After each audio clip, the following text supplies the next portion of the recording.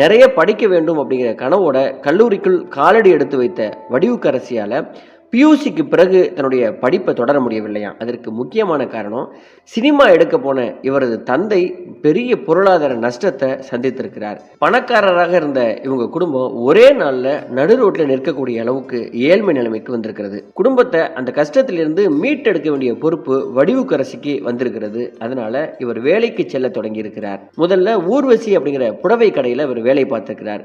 துணி கடையில வேலை செய்தபடியே சென்னை தூர்தர்ஷன்ல நிகழ்ச்சி தொகுப்பாளராகவும் பணியாற்றி வந்திருக்கிறார். சினிமா வாய்ப்பு தேடி இவர் எங்கேயுமே போனதில்லையா, இவரை தேடி தான் சினிமா வாய்ப்பு வந்திருக்கிறது. விமான பணிப்பெண் வேலைக்கு செல்வதற்காக ஒரு புகைப்படத்தை எடுத்திருக்கிறார் வடிவுக்கரசி. அந்த புகைப்படம் தான் சினிமாவில் தனக்கு ஒரு இடத்தை பெற்றுத்தரப்போகிறது அப்படிங்கிறது அப்போது வடிவுக்கரசிக்கு தெரியாது. அந்த போட்டோவை எடுத்தவர் ரமேஷ் அப்படிங்கிறவர். அப்போது இயக்குனர் பாரதராஜாவிடம் உதவியாளராக இருந்த பாலகுரு